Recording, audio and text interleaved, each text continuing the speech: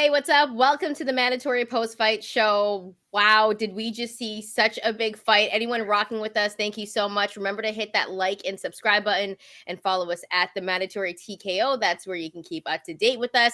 We're going to get into all of your comments. This is an interactive show, so make sure to keep leaving your comments. Let us know your thoughts. Do you think Teofimo Lopez won this fight? Do you think Jamaine Ortiz was robbed?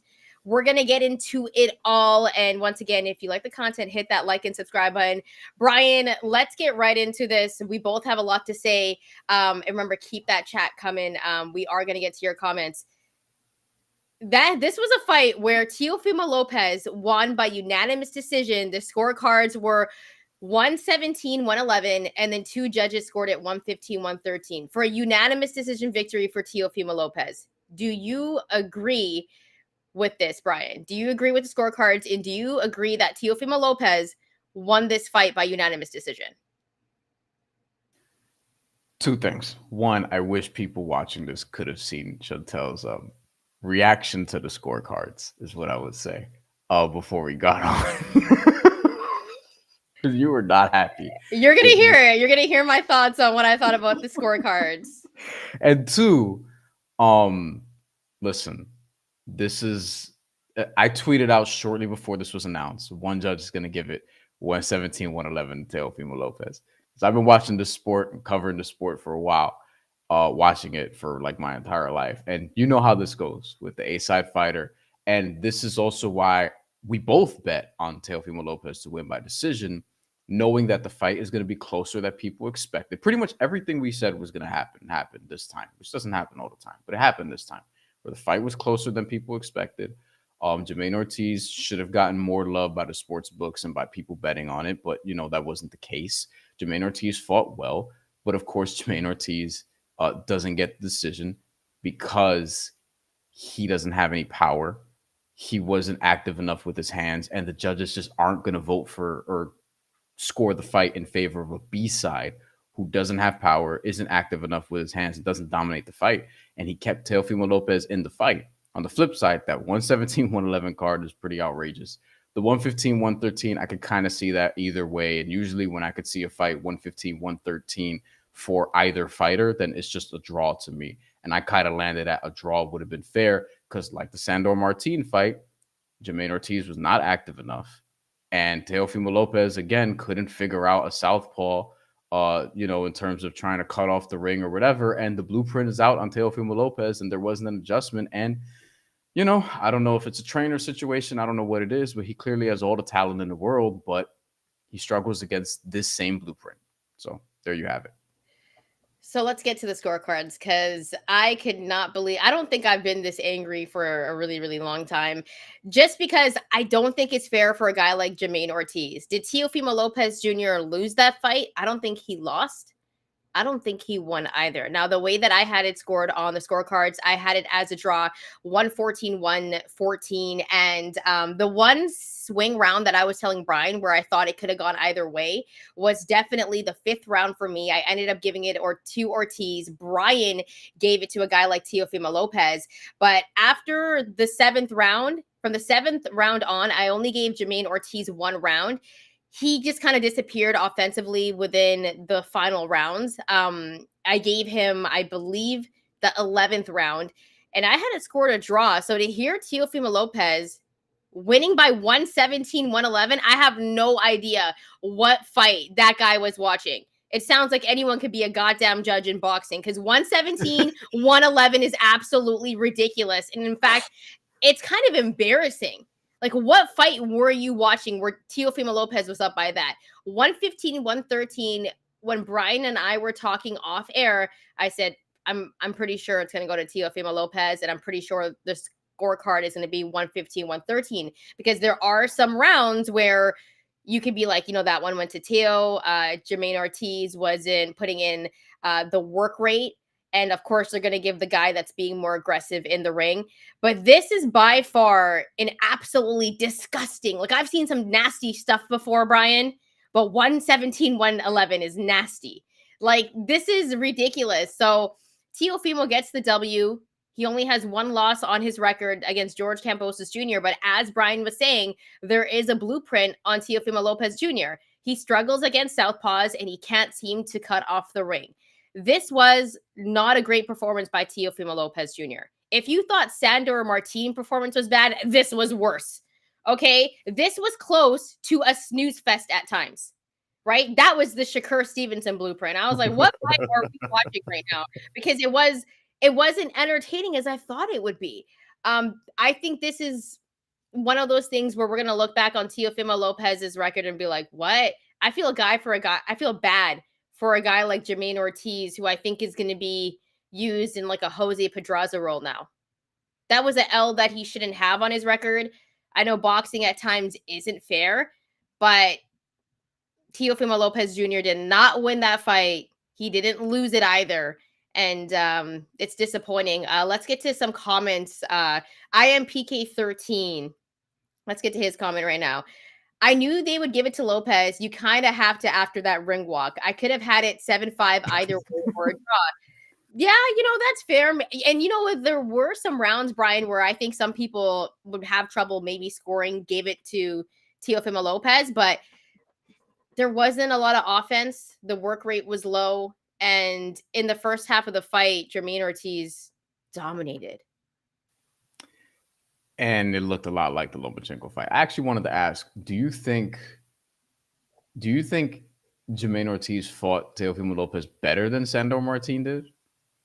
Sandor Martin did score a knockdown. I kind of feel like Ortiz was a little bit more active, but I'm not sure. Like, to me, this is the reason why I understand the emphasis on using that blueprint. I wouldn't have done it because you're not going to get Sandor Martin didn't get the victory in the judges' eyes. Neither did Jamaine Ortiz. You know what the issue was, and IMPK13, I agree with him. This was the issue. Ortiz was a bit too passive. He's too passive. Like if so you're was gonna, Sandor Martin, yeah, if you're gonna take that blueprint and fight Teofimo Lopez, you're going to have to be active, very active in that second round of the fight. You can't just win one round and leave it up to the judges. You're never going to win. You're never going to win. And look at the way that Teofimo Lopez came out. The one thing that I do want to say is he's a superstar, right? Like, I don't know if that whole circus thing was Teo's idea. I highly doubt it because Top Rank promoted it like a circus kind of theme. Yeah, they leaned into it heavy. Yeah, he did. And like, that's the type of stuff where superstars are built. Right. And Teofimo has all those attributes. I'm just pissed off because I don't think he won that fight. I don't think he lost it. And essentially, like, it's not Ortiz getting robbed because he didn't distinctly win it either, but it shouldn't be an L on his record, and it's the unfortunate thing about it. Ashford brings up an interesting point in the comments. The gas was nasty and he kept running. I do think that Jamaine Ortiz, after he got cut, noticeably was even less inclined to engage. And I thought, so the cut was in round 7. By that point, when I was looking on Twitter, a lot of people had Teofimo Lopez winning 1, 2, maybe 3 rounds by the first 6 rounds. Yeah. And the 7th happened to be one of Teofimo Lopez's best rounds in the entire fight. And that was sort of a turning point where he was on his bicycle a little bit. And I think that with Jamaine Ortiz, like, this is the thing about implementing these sort of styles that, like, it's kind of what we talked about before, where you think these kids coming up are studying Floyd Mayweather, for example, but they're studying Money Mayweather, not Pretty Boy Floyd Mayweather. And they think that, and I'm not saying this is the case for Jamaine Ortiz, this is a generation of fighters that we have now, multiple generations of fighters, because Floyd was around for a long time, that think that you can just win on the scorecards that way. And when you're the A side, you probably can. But if you're going to take the title from somebody, it's very difficult to do that. And this is why I had a hard time thinking, while Jamaine Ortiz was going to be very competitive, and he was, did he hurt Teofimo Lopez one time in this fight? This is ultimately why he doesn't get the decision. He boxed so well, and a lot of people are going to hate on Teofimo Lopez, probably some of it warranted, and say, hey, Teofimo Lopez should have lost his fight because he couldn't cut off the ring. He looked frustrated, this, that, and the third. Jamaine Ortiz didn't take the fight from him. He boxed very well, but he wasn't active enough, as IMPK said in the comments, and as we were saying, And this is why ultimately I just land at a draw was probably the most fair decision here. 114, it would have been, because neither guy really won the fight, in my opinion. Yeah. Yeah. And neither guy lost the fight. Right? Either way. But Ace underscore 317 says, just got here. Teofimo lost that fight. And this happens too many times. It does in boxing. And I think we kind of said this before, and we say this all the time. You have to win distinctively. And Jamaine Ortiz didn't do that. So they're going to give it to the A side. For Teofimo Lopez to have that type of entrance, to have this type of push around him, he's going to have to lose distinctively. And he got that. It's kind of like in the NBA, right? The superstars get the calls. Same thing. Same thing in boxing. Yeah. And yeah, The Ortiz. rich get richer in real life. It's the same shit. Like, Jamaine Ortiz, as a middle-class citizen in this equation, you got to overcompensate to beat the rich dude. And typically when you're backing a B side to win a fight, when you like, oh, I think this underdog is going to win, they usually have to have knockout power. Otherwise, you have this situation. You have a lot of people thinking Michaela Mayer beat Natasha Jonas a couple weeks ago in a similar sort of situation. Though I think Jamaine Ortiz, you could argue, had more of a case to some degree. But like in this, it's the same thing. If you don't knock out the champion, it's very difficult to win if you're not dominating round by round by round. Jamaine Ortiz did not do that. The issue with Jamaine Ortiz is at least have some type of work rate. Right at times, and we had Asher to make a really good point where after the gash, things kind of completely changed. But at the same time, he could have been a little bit more aggressive in those moments in the second half of the fight, and he wasn't. And that's the most disappointing thing about what Jamaine Ortiz did, because I think if he was aggressive, he would have kept winning them rounds. And then we wouldn't have seen a ridiculous scorecard like 117, 111, which is embarrassing for the sport of boxing, in my opinion. I want to get into what's next for Teofimo Lopez, because even though I don't think he won this fight apparently. Okay. He didn't lose it. So what is next for Teofimo Lopez after beating Jamaine Ortiz? Bryan, what's next for him? I mean, Keyshawn Davis wants a piece of him. I don't think that's going to happen, but Keyshawn Davis What wants was that him. about? What was that? That was out of nowhere. That was like Kanye. Just it was just what? Like, because we saw the exchange. We saw that. You go ahead. Yeah, so Keyshawn Davis, we can get into the video if we want, but Keyshawn Davis was on the co-feature for people who may have only seen the main event. He, prior to this bout, beat the shit out of Jose Pedraza, fellow Puerto Rican who probably should retire. Great career, multiple time world champion, but he got his ass whooped. And it was in the 6th round, and Keyshawn Davis, it was probably his most complete performance so far against his toughest test so far, I would say. And then after the fight, he calls out Teofimo Lopez, says that he's willing to come up to 140 pounds and do it. He is currently a rising star in the lightweight division, where Teofimo Lopez was once a rising star in the lightweight division. And he was very adamant about this and had like a tone to him, like an angry sort of like they're beefing type of tone. This comes out the day after, a video comes out where they're talking to each other and it trying to like handle some business, so to speak. And then he calls out Emmanuel Navarrete as an aside, just very, very nicely, respectfully. But yeah, I don't think Keyshawn Davis is going to fight Teofimo Lopez next. I'd watch the shit out of that fight. I don't think that's where Top Rank is going to go next, but I'm open to being wrong on that.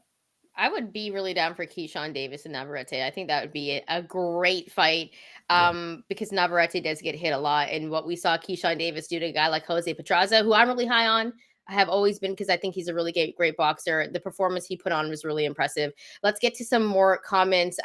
Luis Porto, a friend of the show. Luis, thank you for joining us, as always.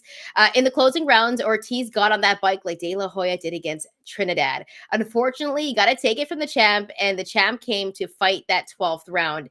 Very, very true. By the way, if you give us a donation, we go straight to your comments. We shut up. So I want to give a shout out to Sherm Show. Thank you, Sherm Show. We appreciate you. Yes. There's a difference between boxing matches and a fight. He stuck to the game plan, controlled the action, and outlanded Teo.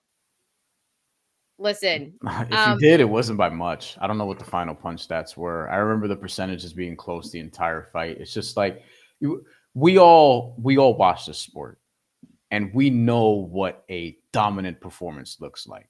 this wasn't that. I think Jamaine Ortiz absolutely has a case for winning this fight for sure. Yeah. To me, a draw was the most fair decision because he, again, like in the later rounds, Teofimo Lopez was able to catch on a little bit. Like, and it was just a close fight all the way around. Like, kind of like Luis Porto said, you have to really beat the champion. Like, this is just how the sport works. And I'm not saying it's great or it's fair or whatever. Like, this is just what it's been for well over 100 years at this point. Like Ric Flair said in wrestling, you gotta, to beat the man, you gotta beat the man. And I don't think Jamaine Ortiz really did that. And I think the 117, 111 scorecard is outrageous. Yeah. Multiple 115, 113s. Like, we knew going into the fight, Teofimo Lopez, with all the promotion and him being a minus 700 favorite, like, we know how this goes. He's going to get the favorable end of the stick. He should have put on a better performance. He did not. He still has to adjust because the southpaw shit is really like, it's the second time now because Sandor Martin was the other. He was fine against Lomachenko, which is the interesting thing about that. Maybe it's a size advantage, but I don't know. Yeah, I think for me, when I take a look at the fact that Ortiz stuck to the game plan, he did stick to the game plan, but he didn't do a lot in the second half of the fight. And you have to keep active. You have to have at least somewhat of a work rate. And there were times where it was just a dud. So I think that also played into effect. But by the way, Sherm Show, we appreciate you. Anytime you leave a comment tonight, we got you. Tyrone the Great, that was some BS. I think that's what you're trying to say, right? Tyrone, 117, 111, hated that scorecard. I don't know who the hell that judge was, but he should not be judging fights at all. Gerard, thank you for rocking with the show. Ortiz won that. So you're giving that to Jamaine Ortiz. See, I'm not mad. How would you have scored it, Gerard? What would have been your scorecard? That's what I would ask. Go ahead, Shantelle. Sorry. I was just going to say, I just don't think either of them won. Like, I'm being honest. I don't have much to say on it other than Ortiz didn't win and Lopez didn't win. This was a complete draw to me. And so it's really hard to talk about this. You didn't get a chance to answer your question, though, because we went into Keyshawn and Teofimo Lopez. But what is next for Teofimo Lopez after this fight? Oh, man. I think Teofimo Lopez needs a knockout in this weight class. The only one he has was against Pedro Campa. Yeah. Stoppage. Yeah. Yeah.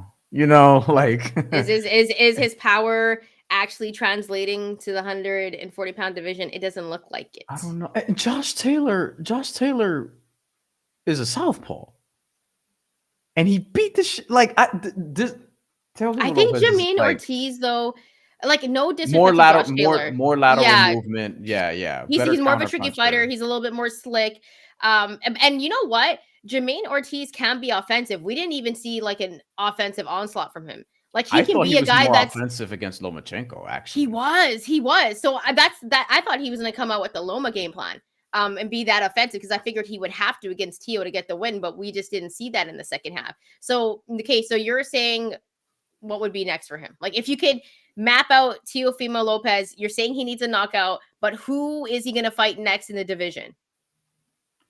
We're going to pull up BoxRec right now, and we're going to go through some of the best names because I'll tell you what, there's rumors about Ryan Garcia fighting Devin Haney next, and I think that's I'm good. Down for that. I think that's good. I don't think Teofimo Lopez should be fighting Devin Haney next because I now think that while before it was like, oh, who's the best at 140? Like, Devin Haney has a spot now. Teofimo Lopez down here.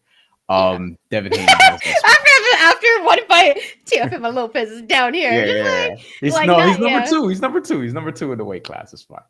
Like I'm looking at the list. I wouldn't feel great about Teofimo Lopez fighting Subriel Matias next. No, I don't. He doesn't want that. But he doesn't want that. Because remember, that was the rumor before. Like, oh, they're going to do it Puerto Rican Day Parade weekend. And if I'm Subriel Matias and I'm watching this fight now, isn't Matias set to fight somebody else that just came out in Puerto Rico? Nothing's official yet, it seems. But we'll see. There's nothing official yet. But I know the thing about that matchup is interesting because Teofimo Lopez clearly wants a firefight. Yeah. Subriel Matias would give him that. I think Subriel Matias would give him too much of a firefight, and he might put him on his ass.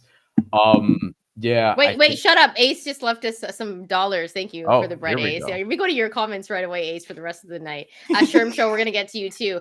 If there was a tournament for 140, who would you guys have in the semifinals? And I just want to say I love this channel. I'll come through when I can. Thank you very much, Ace. We appreciate you. Going back to our boy Sherm, because remember, if you give us bread, we're going to go to your comments right away. Sherm Show, Ortiz is a better boxer than Taylor. Taylor loves exchanges. Teo struggles with lateral movement. Taylor doesn't have that. That's true, because you don't see Taylor doing that very much, right? He tries to bully you. Josh Taylor does, which he didn't have success with. Let's go back to Ace, because I want to actually like play this out, because I love tournaments. Love tournaments. As somebody who's a wrestling fan, just love tournaments. So there was a tournament for 140. Who would you guys have in the semifinals? So we're assuming this is a 4-person tournament. Devin Haney, in no particular, like, I'm not doing the matchups yet, but Devin Haney has to be there. Teofimo Lopez has to be there. Subriel Matias has to be there, because those are the 3 best champions.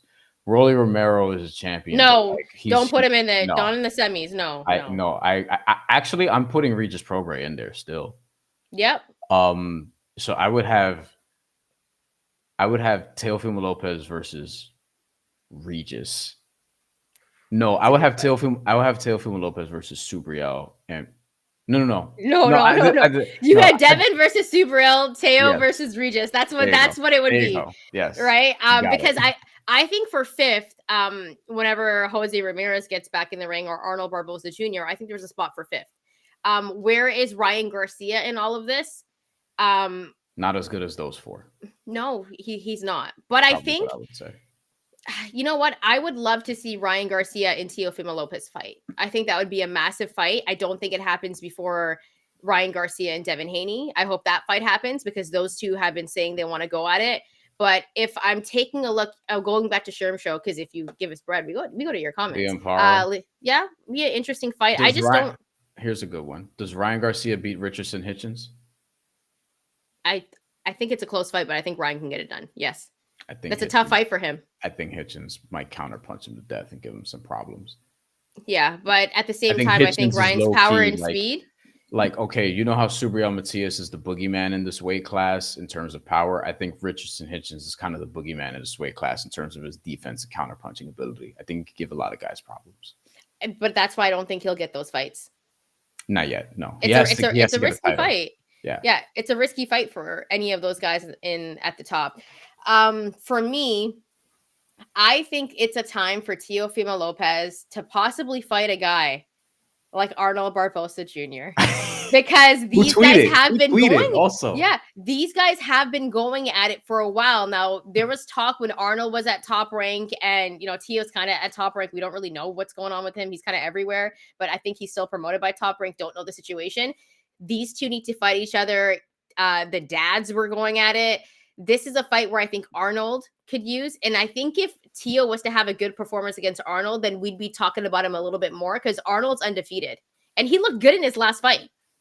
Yeah, it's just, I wonder now that he's left Top Rank, Top Rank would have to get with Golden Boy and try to make that happen. So I'm actually thinking like, all right, promotionally, what are Top Rank's options here? Is because they had the 140 division and then everybody up and left, to the zone side of the world. Jose Ramirez is now there as well. And I'm looking at sort of the list of like possible guys, and give me Jose Ramirez and Teofimo Lopez. That's a tough ass fight. That's a good fight. Jose is also with Golden Boy now too. That's true. Everyone's at Golden Boy. Like Oscar's raking them in, man. And he was there though. He was there though. Like didn't Teofimo Lopez, if I saw what I saw on social media, wasn't he kicking it at Oscar De La Hoya's home the other day? And then Oscar De La Hoya was there ringside, like, go Teo. Listen, I think there can be fights that can be made. Let's go back to Ace_317 team. Sherm Show, we'll get to your comment. Haney versus Matias, Teofimo versus Richardson Hitchens would be the matchups for me. Very, very good fights. I don't think anyone wants to fight Subriel Matias. Like, it's hard for me to say this, but I just don't think he's going to get any of those fights because nobody wants to fight him because he's so scary. I think Subriel and Richardson Hitchens will be the most avoided fighters in this division. Hitchens versus Jose Ramirez would be great right now. I agree. Yes. Both top 10 at 140, and winner could take that last fight. I'm still kind of hoping that Ramirez and Arnold Barbosa Jr. fight, because I think they have the same manager, if I'm not mistaken. And I think that's an easy fight to make. Because Both I in think Golden Boy now. They have the same promotional company too. Like, but I do think at this point, Teofimo Lopez is not going to take a small fight. I think he's going to have he wants a big payday and wants a massive fight. And I think it should go down. It's obviously, I don't think it's going to happen in June because that's too close for Puerto Rican Day Parade that weekend. I think it could happen Heisman night in December, unless Teo wants to stay busy. June's not that. June's 4 months. Like you could make that happen. I don't. I'm Teofimo Lopez. I'm staying away from Super Matias. Also of note, Richardson Hitchens does have a fight coming up against Gustavo Lemos, April 6th. Your boy Diego Pacheco is on that card too. Yeah, I'm very high on him. That's gonna be very fun. So before we get up out of here, and we're gonna get to your comments, so keep them coming. Final thoughts, Bryan. What is next for Teofimo Lopez? What is next for Jamaine Ortiz? Quickly, and if you could pick any guy to fight Teofimo Lopez right now, who are you picking? You can only pick one. Now, if you're asking me in terms of realistic or just fantasy, like I can pick realistic. Okay, realistic. Because my fantasy pick would have been like Bud Crawford. Mine would have been Bud. Bud was talking smack. But let me read out the tweet for everyone on the show right now. I got a kick out of it because I was like reading it before we got on here. This is hilarious. I just saw another one that he had. All right, Terrence Crawford tweeted, "Talked all that shit about me and lost. Like I told him, focus on who you fighting, not me." At Teofimo Lopez, back to the drawing board. You go, chump. And then Devin Haney tweeted, "The king of 140 with the crown." And then Terrence Bud Crawford tweets again, "He got a gift and he know it. That's why he's crying." Oh, that's great. I'm sorry. I love that stuff right there. That was great. I love the Twitter beef. So Bryan, if you could pick anybody, who are you picking? Realistically, we're doing. Yes. Shit, you can give two names for you, what path you think he could go on, because I feel like we've talked about what's next for him, but we haven't given like a clear-cut answer. Yeah, I mean, because I'm looking at the list of like potential realistic options, because none of the best guys are on Top Rank anymore, so it makes this a little challenging, and you're unclear about the sort of promotional situations of whoever. Like I'd like to see, and I don't think this is out of the realm of possibility because I don't even know where PBC is at this point, but they've made fights with ESPN guys before.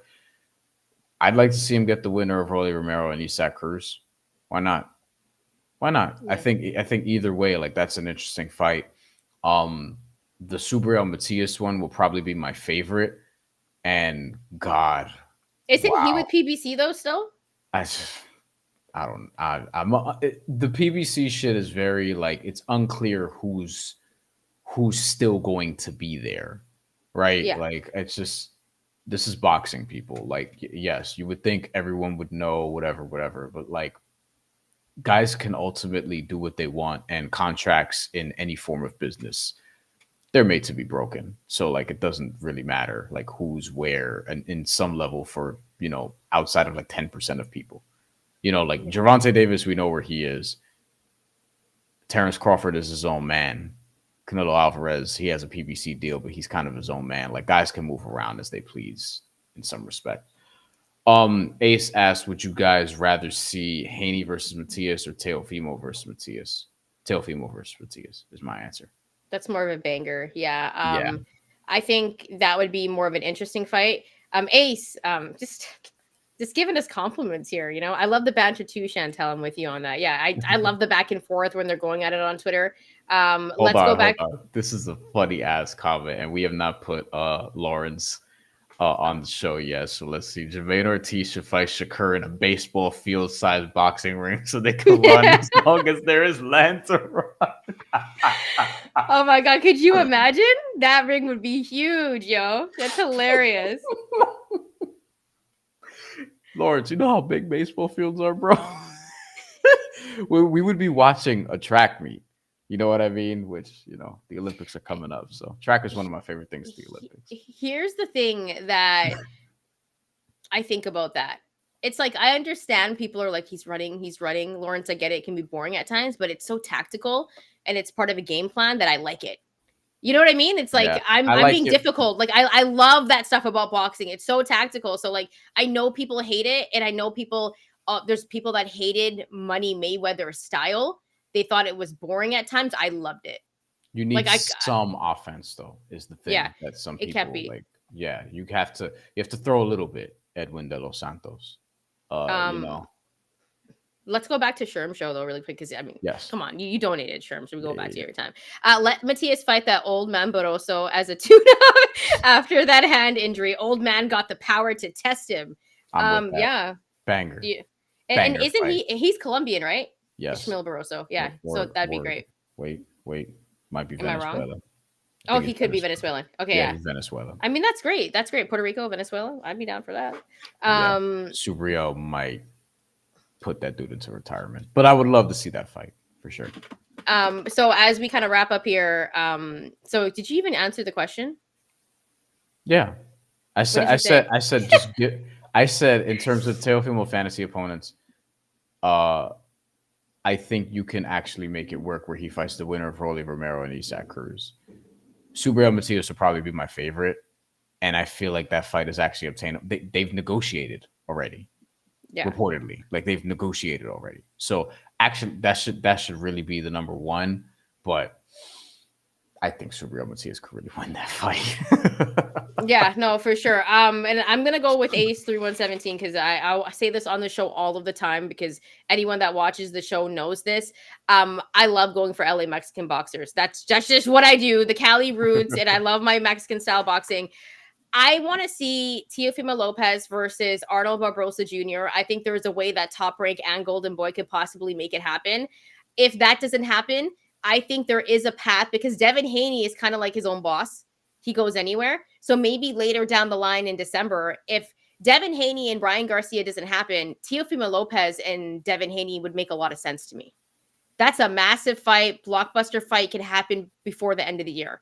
And I think that's a fight a lot of people would want to see. And there's always back and forth with Teofimo Lopez and Devin Haney. And if I'm watching tonight's fight, I think Devin Haney wins 117, 111, and it's a real damn scorecard of a win against Teofimo Lopez. So, those would be my two picks. I want him to fight Arnold Barbosa Jr. because if Arnold has a good fight against Teofimo Lopez, that's good. That's good for Arnold. You know what I mean? A guy that's very underrated in the division. And then if Teofimo Lopez ends up having a crazy fight against Arnold Barbosa Jr., then we're talking about Teo again, like, yo, he pieced him up. But that's a fight that I think needs to happen because there's some beef there as well, right? There's a little bit of beef there as well. So it's like, that makes sense. And I'm going to throw Regis in there too. Because I think Regis can beat Teofimo Lopez. Oh, okay. Just dropping a bomb toward the end of the show. I mean, listen, I think there's people that would agree with you. I think there were people that would have said you're crazy following Regis Prograis' performance against Devin Haney leading up. But after this performance? But after this, Regis can take the blueprint and he'll be a lot more active in the second half of the fight, right? They're both power punchers, and I'm not counting out Regis just yet because Devin Haney's that good. Devin Haney and Teofimo Lopez are clearly the best two in this weight class. I still think even after Regis's performance against Devin Haney, like he's one win away from being right there all over again, which is why I actually think Regis Prograis should fight Arnold Barbosa or Jose Ramirez. Like, these top 10-ish dudes that we're talking about all need to fight each other, which is where we always come back to in the sport, and not enough of these dudes fight each other. And I just want to say, like, Jamaine Ortiz real quick, if we can spend a couple minutes on him before we get out of here.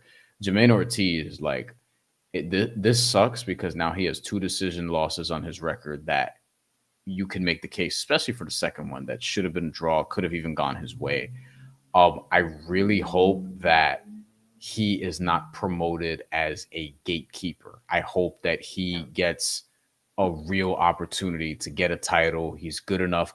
Clearly, he's proven this twice already. Good enough to compete for a championship at championship level. This was a title shot for him at 140. Shit, I think he could beat Rolly Romero right now. Yeah. I think there are other guys in this division that I think he could beat right now that are top flight. He is a really, really good fighter. Just think he needs to be more active and finish fights stronger. But Jamaine Ortiz is really good, and I hope that he is promoted well and given real opportunities to win the title from here on out because he deserves it and he's good enough. I just think going back to who he should fight, though, like what's next for Jamaine Ortiz, and I think if he's going to take the Jose Pedraza route, that's going to be a little bit different for him. Like if he's going to be used as, and I don't want to say tomato can, but a guy that they put in front of other guys to a jobber to the stars is what they call it in wrestling. I'm taking a look at, like, what if he fights a guy like Gary Russell? Does he lose that fight? Does he lose that fight? Like, there's Gary Antoine Russell, to be clear, people. Like, just, that's kind of like feeding him to like the next star. It's kind of like putting Jose Pedraza in the ring with Keyshawn Davis. You know what I mean? Not to say he'd lose that fight. Like, not to say he'd lose that fight, but you're kind of setting him up. You know what I mean? Like. Well, he's probably going to fight a guy under the top ranked banner, so it's a little bit more difficult.